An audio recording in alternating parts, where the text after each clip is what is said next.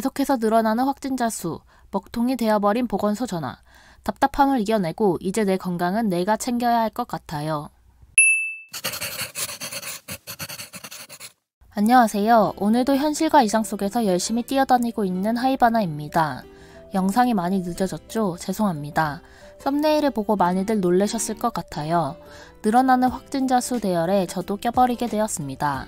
제 채널과 무관한 컨텐츠임에도 불구하고 급하게 알려드리고 싶은 내용들이 있어 텍스트로만 내용을 전달하게 된 점 양해 부탁드립니다.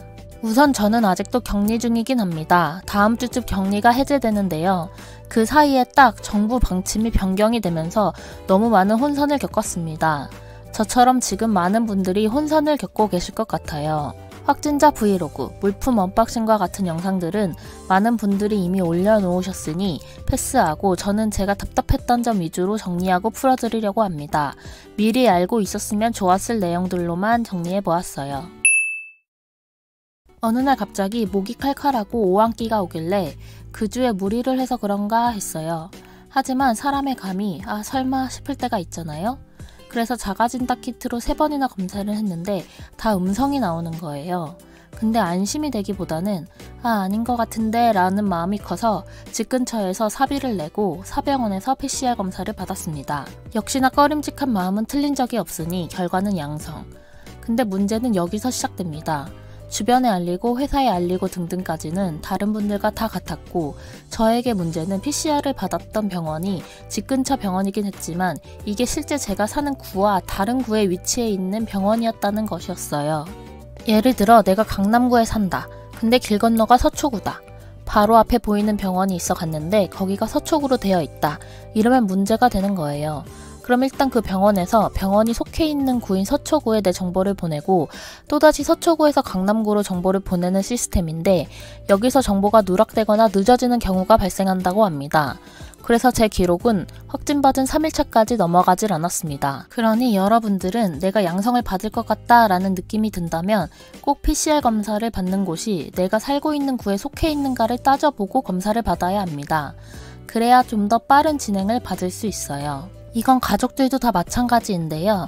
확진 후 같이 거주 중인 가족들도 다 PCR을 받아야 하는데 그것도 내가 살고 있는 구에 속해 있는 검진소여야만 정보가 빠르게 등록이 됩니다. 저 같은 경우 확진 후 가족들이 다 회사 근처나 소식을 한 직후 바로 그 근처에서 받았는데 그럼 정보가 또 다른 구를 거쳐서 늦게 전달이 된다고 합니다. 그래서 아직도 저는 가족들 정보가 저장이 안 되고 누락되어 있다고 하더라고요. 당사자는 검체 채취일로부터 7일입니다. 확진 날로부터 7일이 아니에요. 내가 10일날 PCR 검사를 하고 11일날 확진을 받았다 하면 10일부터 16일까지가 격리 기간이 됩니다. 혹시 따로 기간이 정해져 있는 제출용 서류가 필요하다면 담당자에게 서류 요청을 해야 합니다. 이런 서류를 문자로 보내줍니다. 이건 요청을 해야만 받을 수 있어요. 그리고 3차까지 맞은 가족이 PCR 음성이 나왔다고 하면 노격리. 2차까지 맞았는데 90일이 안 지났다. 근데 음성이 나왔다 하면 노격리. 2차까지 맞았는데 90일이 지났다 하면 무조건 같이 격리. 그 외 미접종자들도 다 같이 격리 대상입니다. 2차까지만 맞으신 분들은 90일이 지났냐 안 지났냐가 포인트입니다. 일단 확진되었다는 정보가 해당 구 보건소로 넘어가면 설문조사 링크가 먼저 오고 두 번째, 그걸 토대로 확인 전화가 옵니다. 그 전화 때 무조건 조금이라도 아프면 아프다고 말씀을 하셔야 합니다. 저는 괜히 별로 안 아프다고 했다가 일반 관리군으로 포함돼서 아무런 관리도 못 받았습니다.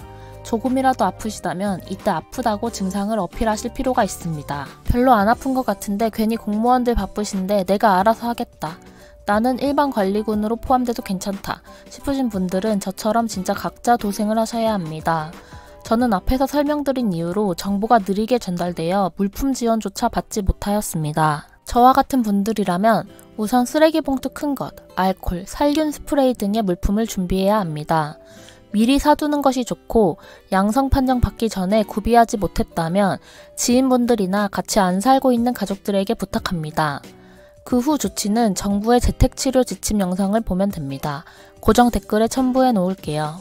제일 중요한 건 바로 약인데요. 약국에서 처방전 없이 구매 가능한 상비약으로는 증세가 많이 호전되지 않습니다. 처방약이 필요한데요. 이게 그 구에서 지정해준 비대면 진료 가능 병원이 따로 있어요. 그것도 리스트로 줍니다. 하지만 그 병원들 역시 절대로 전화를 받지 않습니다. 그래서 저는 3일 내내 발만 동동 구르다가 자주 가던 병원에서 전화진료로 약을 받았는데요. 이것도 등본상에 등재되어 있는 가족이 대리 내원했을 때만 가능하다고 합니다.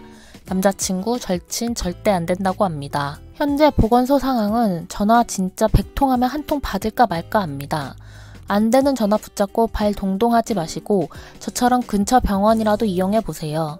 코로나 전문 병원이 아니라 그저 감기약일 뿐이지만 평소 내가 먹었던 감기약이고 처방약이다 보니 상비약보다는 훨씬 효과가 좋습니다. 혹시 물품 지원을 못 받으셨다면 각 구의 보건소마다 재택치료 지원팀이라고 있을 겁니다. 거기 번호를 알아내셔서 물품 지원을 못 받았다고 돈으로 받고 싶다고 말씀해 보세요. 그러면 돈으로 환산된 금액을 받으실 수 있을 겁니다. 지원금은 유급휴가를 받았냐 안 받았냐, 가족이 몇 명이냐 등등 구마다도 상이한 것 같으니 이것도 한번 알아보시고 신청해 보세요. 이게 아픈 것도 아니고 그렇다고 안 아픈 것도 아닌 애매하게 아픈 건강 상태로 찝찝하게 집안에만 갇혀 있으려니 저는 정말 답답하더라고요. 심지어 나 때문에 누군가가 걸렸으면 어떡하지? 라는 미안함. 가족들도 격리돼서 각자의 스케줄이 나 때문에 다 꼬여버린 것에 대한 죄책감 등등 정말 몸적으로 정신적으로도 힘든 한 주였습니다. 그런 복잡한 신경 변화 속에서 몇 시간씩 멍을 때리면서 생각이 든 게 이런 일이 과연 코로나 이후로 끝이 날까? 더욱 강력한 무언가가 도래했을 때 나는 괜찮을 것인가? 이렇게 집안에만 갇히게 되었을 때 나의 삶이 온전히 무너지지 않고 버틸 수 있을까? 내가 일주일을 회사에 못 나갔지만 회사는 너무나도 잘 돌아간다. 나 하나 없어져도 아무렇지 않다. 대체 가능 인력인 내가 이렇게 답도 없는 상황에 또다시 놓인다면? 무기력감이 넘쳐흐르는 새벽에는 아주 별별 생각이 다 들더라고요. 그래서 오히려 생각을 긍정적으로 변환해서 이 모든 부정적인 생각들에 대한 해답으로 현재 하고 있는 컨텐츠 사이클을 완벽하게 더 열심히 해보자 라는 열정 마인드를 생각했습니다. 이번 코로나를 계기로 또다시 이렇게 어디도 못 가고 집에만 갇혀있을 일이 발생했을 때 나의 생활이 무너지지 않도록 든든한 범퍼가 되어줄 존재를 미리 준비해놔야겠다 라는 마음을 한층 더 다잡을 수 있게 된 것 같아요. 확진자 수가 정말 걷잡을 수 없이 불어나고 있습니다. 이 영상을 시청하고 계실 여러분들도 건강 조심하시고요. 코로나는 절대 감기가 아닙니다. 같이 볼 수 없다고 생각합니다.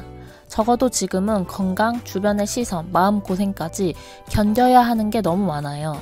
최대한 안 걸리는 쪽으로 조심도 조심해야 할 것 같습니다. 격리된 상태로 방구석에 앉아 답답해 죽을 것 같아 보건소로도 수없이 전화해보고 격리 안 된 가족들이 보건소를 직접 찾아가 물어도 보고 알아낸 정보들이라 저처럼 궁금해하실 분들이 많을 것 같아 빠르게 영상을 만들어 보았습니다. 많은 분들에게 도움이 되었으면 좋겠습니다. 다음 영상부터는 깨끗해진 목소리와 빠릿한 영상으로 돌아오겠습니다. 이상 하고 싶은 거 다 하고 돈도 많이 벌고 싶은 현실 이상주의자 하이바나였습니다.